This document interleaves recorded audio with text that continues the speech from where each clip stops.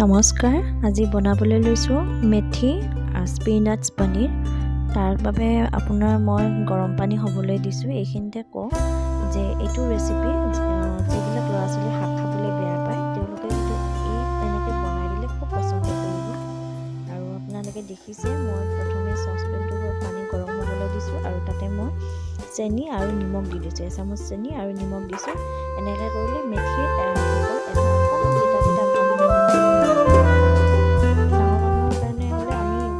তিতা হ'লেও খাব পাৰোঁ, কিন্তু যিহেতু মোৰো এজন ল'ৰা আছে গতিকে তাৰ কাৰণে মই অকণমান চেনি দি পেলাই পানীটো শাকখিনিত মই কি কৰিছোঁ অকণমান দিছোঁ, নিমখ দিছোঁ আৰু অকণমান চেনি দি উতলাই লৈছোঁ। বেছি উতলাব নালাগে, 2 মিনিট সময় সেইটো প্ৰচেছ কৰিব লাগে। আৰু এইখিনিতে মই পনীৰখিনি কাটি লৈ পেলাই গৰম পানী দিছোঁ। এনেকৈ পনীৰত ডাইৰেক্টলি উতলাই গৰম পানী দি দিলে পনীৰৰ এটা যিটো গোন্ধ থাকে সেইটো নোহোৱা হৈ যায়। মই সেইটো কাৰণে ভাল পাওঁ আৰু পনীৰখিনি বহুত ফ্ৰেছ লাগে খাই পেলাই।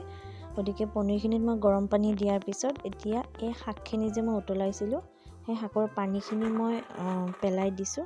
আৰু তাৰ আগত মই এই কাজু কেইটামান লৈছোঁ, কাৰণ যিহেতু পনীৰ বনাম তাত কাজু নহ'লে ভাল নালাগে। গতিকে কাজু মই এমুঠি লৈছোঁ আৰু এমুঠি কাজু মই এতিয়া অকল ড্ৰাই মিক্সিত এনেকৈ গুড়ি কৰি লৈছোঁ। আপোনালোকে বিচাৰিলে কাজুখিনি আগতো বইল কৰি পেলাই মিক্সিত মাৰি ল'ব পাৰে, কিন্তু মই ইনষ্টেণ্ট ৰেচিপি হয়, এইটো খুব কম সময়ৰ ভিতৰত হৈ যায়। সেইটো কাৰণে মই এনেকৈ কৰিছোঁ। পাউডাৰখিনি কৰি লোৱাৰ পিছত অকণমান গাখীৰ দি পেলাই পেষ্ট এটা কৰি থৈ দিছোঁ। আৰু এতিয়া মই শাকখিনি যে বইল কৰি থৈছিলোঁ, মানে ব্লাঞ্চ কৰিছিলোঁ, একচুৱেলি বইল বুলি নকওঁ বাৰু সেইটো। এতিয়া মই শাকখিনিও মিক্সিত পেষ্ট কৰি পেলাই ৰেডি কৰি ল'ম। আপোনালোকে বিচাৰিলে শাকখিনি কাটি পেলাইও বনাব পাৰে। মই এদিন ৰেচিপি শ্বেয়াৰ কৰিম স্পিনাটছটো এনেকৈ, মানে পালেং শাকটো কাটি পেলাই তেনেকৈ বনাম। কিন্তু মোৰ ল'ৰা আছে যিহেতু আজি, সেইকাৰণে মই ভাবিলোঁ এনেকৈ বনাওঁ আৰু পনীৰ খাই ভাল পায়, গতিকে মই কিবা এটা নিউ ট্ৰিক কৰিব গ'লে সি নাখাবও পাৰে। এতিয়া এখন কেৰাহী পাতি দিছোঁ আৰু তাত মই অকণমান তেল দিছোঁ। এই প্ৰচেছটোত আপোনালোকে ইয়াতে ঘি ইউজ কৰিব পাৰে, বাটাৰ ইউজ কৰিব পাৰে, কিন্তু মই তেলতে বনাইছোঁ কাৰণ মোৰ তেলত বেছি ভাল লাগে। তেল দিয়া গৰম হোৱাৰ পিছত মই পিঁয়াজ দি দিছোঁ। পিঁয়াজখিনি অকণমান ব্ৰাউন হোৱাকৈ ভাজি ল'ম। আৰু এয়া চাওক, মই আদা নহৰু পেষ্ট কৰি এনেকৈ ফ্ৰিজত থৈ দিওঁ। ইনষ্টেণ্ট লগা হ'লে মই লগে লগে এইটো ব্যৱহাৰ কৰোঁ। এনেকৈ বহুত দিনলৈকে, এমাহলৈকে এনেকৈ ভালে থাকে ফ্ৰিজত থ'লে। মই কেতিয়াবা তাৰ ৰেচিপিটো দিম বাৰু। আৰু এতিয়া মই পিঁয়াজ দিছোঁ। পিঁয়াজ দি পেলাই এইখিনি অকণমান ৰঙচুৱাকৈ ভাজি ল'ম। বহুত বেছি একদম জ্বলাব নালাগে, অকণমান ৰঙা ৰঙা হ'বলৈ দিব লাগে। আৰু এতিয়া মই এই পালেং শাক আৰু মেথিখিনি যে পেষ্ট কৰি লৈছিলোঁ সেইখিনি মই ইয়াতে ঢালি দিছোঁ। ঢালি দিয়াৰ পিছত অকণমান লৰাই দিব লাগিব। আৰু মনত ৰাখিব, এইখিনি শাক কিন্তু বহুত বেছি ভাজিব নালাগে, কাৰণ যদি বহুত বেছি ভাজে তেতিয়াহ'লে কালাৰটো বহুত বেয়া লাগি যাব। আৰু অলৰেডি আমি অকণমান গৰম পানীত থৈ দিছিলোঁ, গতিকে ইমান ভাজিবলগীয়া নাথাকে।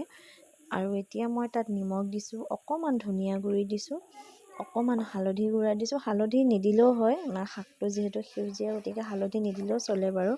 আৰু অকণমান মই জিৰা গুড়া দিছোঁ। মছলা মই ইয়াতে বহুত বেছি কমকৈ ইউজ কৰিছোঁ, কাৰণ শাকত বহুত বেছি মছলা গ'লে ভালো নালাগে।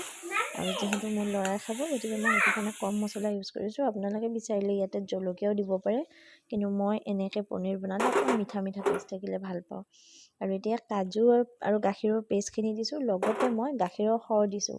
এইখিনি মোৰ একদম ঘৰৰ গাখীৰৰ সৰ হয়, মই সেইখিনি দিছোঁ। গাখীৰৰ সৰ দিলে মানে ৰেচিপিটোত এটা খুব ধুনীয়া টেষ্ট এটা আহে। আপোনালোকে বিচাৰিলে ইয়াতে ক্ৰীমো দিব পাৰে, কিন্তু মই ক্ৰীম ইউজ কৰা নাই, ক্ৰীমটো বহুত বেছি হেভি হৈ যায়। ক্ৰীমৰ সলনি মই গাখীৰৰ যিটো সৰ আছে সেইটো ইউজ কৰিছোঁ। আৰু এতিয়া মই ইয়াতে পনীৰখিনি দি দিম ধুনীয়াকৈ। পনীৰখিনি দিয়াৰ পিছত ইয়াতে মই আৰু এটা কথা ক'বলৈ বিচাৰিছোঁ, আপোনালোকে ইয়াতে আৰু যদি কিবা বেলেগ শাক ইনক্লুড কৰিব বিচাৰিছে, দিব বিচাৰিছে, বেলেগ শাকো দিব পাৰে। আজি মই মেথি আৰু পালেং শাকে দিছোঁ বাৰু, জিলমিল শাকো ইয়াতে দিব পাৰে। এনেকৈ জিলমিল শাক দি পেলাই বনালেও কিন্তু বহুত বেছি ভাল লাগিব। তাৰপাছতে আৰু মই এইখিনিতে কৈছোঁ, কচুৰি মেথি দিয়াৰ কাৰণে এই পনীৰখনত এটা খুব ধুনীয়া এটা টেষ্ট আহিছে। একদম ফ্ৰেছ কচুৰি মেথিটো গোন্ধটো জানে সকলোৱে, ধুনীয়া টেষ্ট এটা আহিছে, ফ্লেভাৰটো ইমান ধুনীয়া হৈছে। আৰু লাষ্টত মই অকণমান গৰম মছলা দিছোঁ। মই যিহেতু ৰুটিৰ লগত খাম, গতিকে সেইকাৰণে মই অকণমান গোটা কৰিছোঁ বস্তুটো, পনীয়া কৰা নাই। আপোনালোকে যদি বিচাৰে অকণমান ইয়াতে আৰু এই ষ্টেজখিনিত অকণমান পানী দিব পাৰে। পানী দিয়াৰ পিছত অকণমান উতলাই আপোনালোকে নমাবলৈ পাৰে, কিন্তু মই ৰুটিৰ লগত খাম বাবে মই এইখিনি এনেকৈ গোটাকৈ ৰাখিছোঁ। আৰু এতিয়া হৈ গ'ল আমাৰ ধুনীয়া গৰম গৰম মেথি স্পিনাটছ পনীৰ। এবাৰ ট্ৰাই কৰিবচোন, নিশ্চয় ভাল লাগিব। মই বহুত বেছি হেভি কৰা নাই, ইয়াতকৈ বেছি হেভি কৰি বনাব পৰা যায় বাৰু, কিন্তু যিহেতু ৰাতিৰ খানা ইমান হেভি ভাল নালাগে, আৰু ঘৰৰ খানা সদায় লাইট হ'লে ভাল লাগে। ৰেষ্টুৰেণ্টৰ খানা ৰেষ্টুৰেণ্ট, ঘৰৰ খানা ঘৰৰ। আৰু এতিয়া ধুনীয়া এখন গৰম গৰম ৰুটিৰ লগত পিঁয়াজৰ লগত মোৰ স্পিনাটছ মেথি পনীৰ ট্ৰাই কৰিব।